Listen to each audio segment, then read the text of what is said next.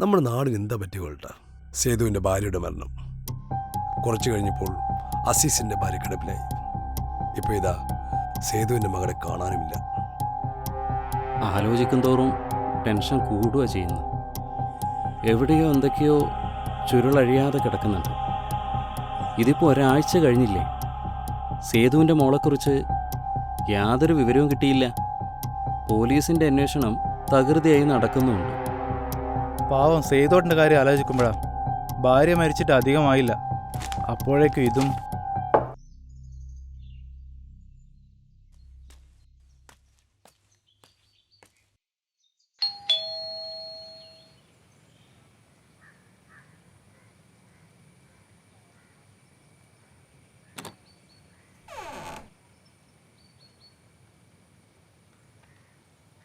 ആരാ?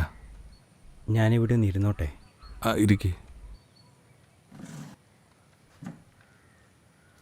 എൻ്റെ പേര് പ്രസാദ്.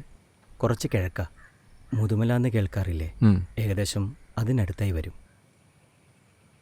മകളെ കാണാതായിട്ട് പത്രത്തിലൊരു വാർത്ത നൽകിയിരുന്നല്ലോ.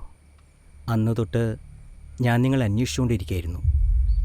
എനിക്ക് നിങ്ങളെ ഒക്കെ ഞാൻ പറയാം. ആ ഒരു ദിവസം മോൾക്ക് നല്ല പനിയായതുകൊണ്ട് ഞാൻ ജോലിക്ക് പോയിരുന്നില്ല. നല്ല വാശിയും കരച്ചിലുമായതുകൊണ്ട് ഞാൻ അവളെയും കൊണ്ട് മുറ്റത്തേക്ക് ഇറങ്ങിയതായിരുന്നു. അപ്പോഴാണ് അവിചാരിതമായ ഒരാൾ വീടിൻ്റെ പുറകുവശത്ത് നിന്ന് എന്തോ ഒന്ന് പരതുന്നത് എൻ്റെ ശ്രദ്ധയിൽപ്പെട്ടത്.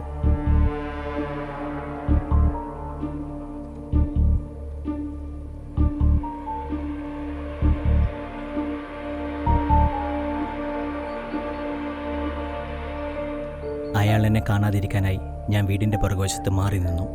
അവിടെ ഉണ്ടായിരുന്ന പിക്കാസും എടുത്ത് അയാൾ ധൃതിയിൽ പോകുന്നത് കണ്ടപ്പോൾ എൻ്റെ സംശയം വർദ്ധിച്ചു.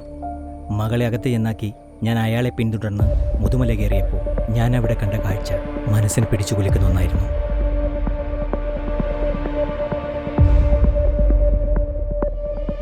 ഒക്കെ ഇതിലുണ്ട്. നിങ്ങളിത് കാണുക. അല്പം ധൈര്യത്തോടു കൂടി മാത്രമേ നിങ്ങളിത് കാണാവൂ.